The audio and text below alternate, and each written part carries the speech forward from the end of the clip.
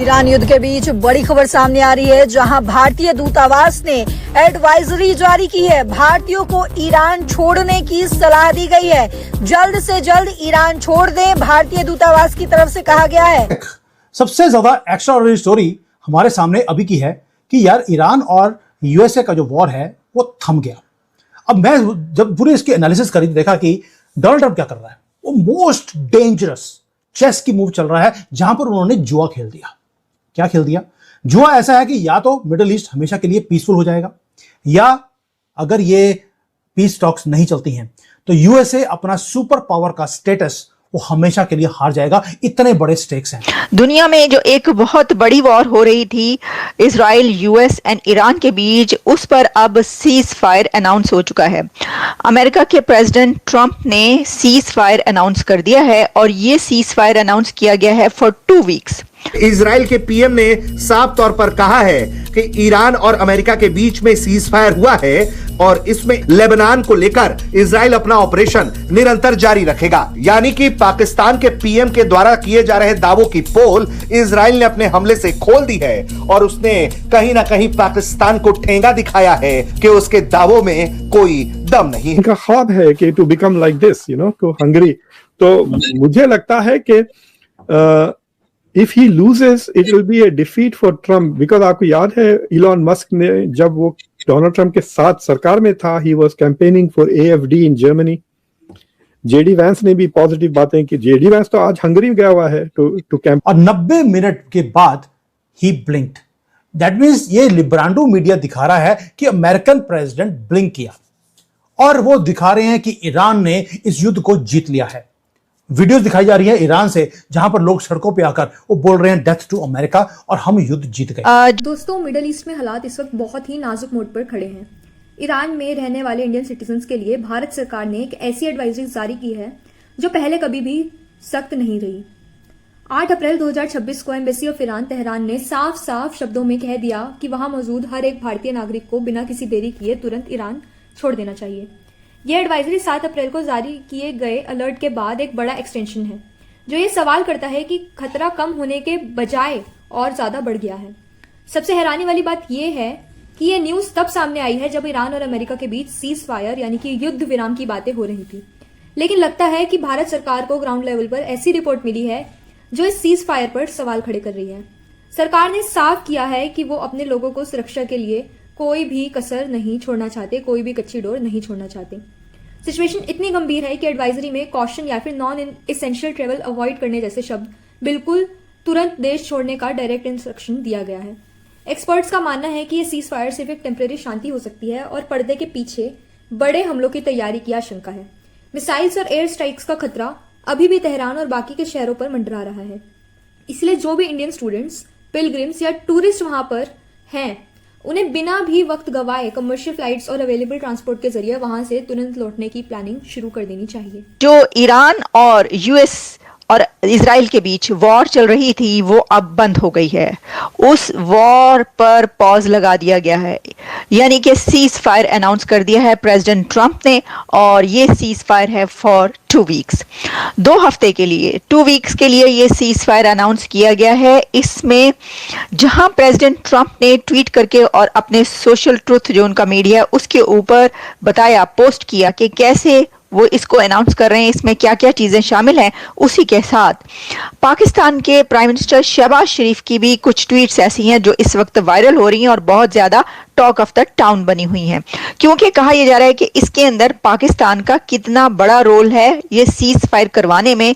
क्योंकि president Trump जब tweet कर रहे थे या ये लिख रहे थे या अनाउंस कर रहे थे, तो उसी के साथ साथ पाकिस्तान के प्राइम मिनिस्टर भी ट्वीट्स कर रहे थे और अनाउंस कर रहे थे कि ये सीज फायर जो है ये अनाउंस हो चुका है और इसके लिए हमने क्या कोशिशें की हैं।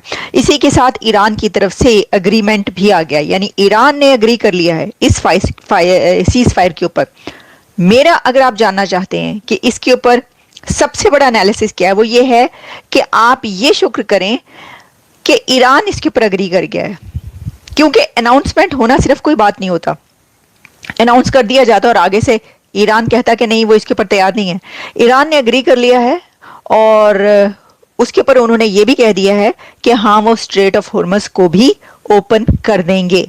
इसमें कुछ जो डील, पीस डील है, इसकी ईरान की तरफ से कुछ 10 कंडीशंस हैं वो भी सामने आई हैं। उसमें से कहा जा रहा है कि कुछ कंडीशंस जो है वो पहले अमेरिका की तरफ से नहीं मानी गई थी, लेकिन ईरान का ये कहना है कि अब उसमें से कई कंडीशंस अमेरिका की तरफ से मान ली गई हैं। इसके ऊपर दुनिया क्या कह रही है, कौन जीता है ये वॉर, कौन हारा है, और साथ में हम आपको स्टार्ट करते हैं, यानी जो ट्वीट्स आना शुरू हुई वो कैसे हुई। प्रेसिडेंट ट्रंप जो है वो ट्वीट करते हैं, based on conversations with prime minister Shehbaz Sharif and field marshal Asim Munir of Pakistan, they requested that I hold off the destructive force being sent to Iran and subject to the Islamic Republic of Iran agree to the complete, immediate and safe opening of Strait of Hormuz. I agree to suspend the bombing and attack of Iran for a period of 2 weeks. President Trump ने लिखा, this will be a double-sided cease war. तो यही सबसे बड़ी बात कि double sided seize war हुआ है। सीज फायर अगर सिर्फ ट्रम्प की तरफ से होता, पाकिस्तान की तरफ से होता, तो आप क्या कर लेते अगर ईरान ना मानता। ईरान ने भी मान लिया है और अमेरिका ने भी मान लिया, but only for the 2 weeks. मेरा तो सवाल ये होगा कि गाइस, क्या आप ये कह रहे हैं कि let's take a break and be ready to be killed after 2 weeks? क्या आप ये कह रहे हैं? क्योंकि इतनी बहुत सारी चीजें चल रही हैं, इसके अंदर जो ट्विस्ट है एक, वो ये है कि पाकिस्तान ये कह रहा है कि ये जो सीज फायर हुआ है, इसके अंदर ये भी एक जो क्लॉज है वो है कि जो हमले हो रहे हैं वो ना तो अरब कंट्रीज पे होंगे, ना खलीज पर होंगे, ना इजराइल पर होंगे, ना अमेरिका पे होंगे, और ना ही लेबनान पे होंगे। लेकिन दूसरी तरफ इजराइल, क्योंकि मैंने अल जजीरा पे भी पढ़ा, कहीं और जगह पे भी ये पढ़ा है, एग्जैक्टली आई डोंट नो कि ये किस हद तक दुरुस्त है, लेकिन ये चीज आ रही है कि इजराइल ये कह रहा है कि लेबनान पर जो हमले हैं वो शामिल नहीं है इसके अंदर। भाई साहब, वो कह रहे हैं पाकिस्तान अगर कह रहा है तो कहे, लेकिन लेबनान पर तो हमला करेंगे हम। दूसरी तरफ ये सीज फायर अनाउंस हो चुका है, लेकिन फिर भी ईरान के ताबड़तोड़ हमले जारी हैं इजराइल के ऊपर, और इजराइल के ताबड़तोड़ हमले जारी हैं ईरान के ऊपर। ये किस किस्म का सीन? IRGC इनकी जो थी खत्म कर दी गई, फैक्ट्रीज खत्म कर दी, लेकिन ईरान हमेशा ही जीत गया। वो ये बोल रहे हैं कि ट्रंप ब्लिंक कर दिया। मैं आपसे पूछता हूं, डिड ट्रंप ब्लिंक या he is playing a chess move game? क्योंकि ट्रंप एक ऐसा आदमी है जो हार बर्दाश्त नहीं करता है, ना ही वो हारता है। उसे मालूम है कि उसे को क्या करना है। अब क्वेश्चन हर एक इंटेलिजेंस एजेंसी, हर ऑयल का ट्रेडर, सारी की सारी जो स्टॉक मार्केट है, हर general on this planet, they are asking right now, क्या पूछ रहे हैं कि ट्रंप ब्लिंक किए या ब्लिंक करने का ड्रामा कर रहे हैं? ही इज प्लेइंग समथिंग बिगर। दोस्तों, ये सिर्फ सीज फायर की बात नहीं है, ये मोस्ट डेंजरस जियोपॉलिटिकल मूव है जो पिछले 100 साल में हमने नहीं देखी। और भारत के लिए ये मूव हमारे भी सर्वाइवल के लिए बहुत ज्यादा इंपॉर्टेंट है। We are sitting in the middle of this problem. मैं सारा चीजों को अब ब्रेक डाउन करता हूं, एक एक करके आपके सामने पूरी तस्वीर रखता हूं। क्या हुआ? ट्रंप ने थ्रेटन किया था कि मैं ईरान को डिस्ट्रॉय करूंगा, और उसके बाद 2 घंटे में उसे सस्पेंड कर दिया 2 हफ्ते के लिए। ट्रिगर था पाकिस्तान।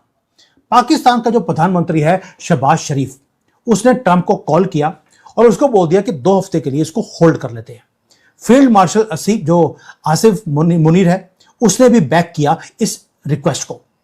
ट्रंप ने बात सुनी। ये हमें बताया जा रहा है कि ट्रंप ने शहबाज शरीफ की बात सुनी और युद्ध को रोक दिया। ईरान ने कंफर्म किया कि डील टेबल पे है, और जो फॉरेन मंत्री है ईरान का अब्बास अराक्ची, उसने बोला कि भाई हम युद्ध को रोकते हैं 2 हफ्ते के लिए, स्ट्रेट ऑफ हॉर्मुज को खोल दिया जाएगा, लेकिन उसको अमेरिका नहीं देखेगा, वो ईरान की जो फोर्सेस हैं वो उसको कोऑर्डिनेट करेंगे। दोस्तों, ये भारत की वही मजबूत स्ट्रैटेजी है जो हमने पहले यूक्रेन, सूडान और अफगानिस्तान के वक्त देखी थी, यानी सुरक्षा पहले, बाकी सब बाद में। ईरान में हजारों की तादाद में हमारे लोग रहते हैं, जिनमें से बहुत से लोग रिलीजियस यात्राओं पर हैं या वहाँ की यूनिवर्सिटी में पढ़ाई करते हैं। सरकार ने उन्हें खास तौर पर हिदायत दी है कि वो बिना एम्बेसी की परमिशन के किसी भी इंटरनेशनल बॉर्डर की तरफ खुद से ना भागे, क्योंकि बिना कोऑर्डिनेशन के बॉर्डर क्रॉस करना जानलेवा साबित हो सकता है। इंडियन एम्बेसी ने इमरजेंसी हेल्पलाइन नंबर्स और ईमेल्स जारी कर दिए हैं ताकि हर किसी को सही रास्ता मिल सके। इस वक्त पूरी दुनिया नज़र मिडल ईस्ट पर है, और क्योंकि इस तनाव का असर सिर्फ वहाँ के लोगों पर नहीं रहेगा, इससे ग्लोबल ऑयल सप्लाई और इंटरनेशनल ट्रेड पर भी बहुत बुरा असर पड़ने वाला है। कई और बड़े देशों ने भी अपने सिटीजन्स को निकालने की तैयारी शुरू कर दी है, जो ये इशारा करता है कि सीज फायर के बावजूद सिचुएशन कभी भी आउट ऑफ कंट्रोल हो सकती है। हम सब जानते हैं कि इस युद्ध को किसी भी मसले से हल नहीं है, लेकिन जब बात अपने देश के लोगों की जान की हो तो सावधानी ही सबसे बड़ा बचाव है। अगर आपका कोई रिश्तेदार या दोस्त ईरान में रहता है तो उन्हें ये मैसेज तुरंत पहुंचाएं कि वो एम्बेसी के कांटेक्ट में रहें और निकलने के लिए देर ना करें। आगे इस क्राइसिस से जुड़ी हुई अपडेट्स के लिए हम आपसे पूरी डिटेल में जुड़े रहेंगे। Stay tuned. वीडियो पसंद आए तो इसे लाइक करें, सबके साथ शेयर करें और चैनल को सब्सक्राइब करना ना भूलें। जय हिंद।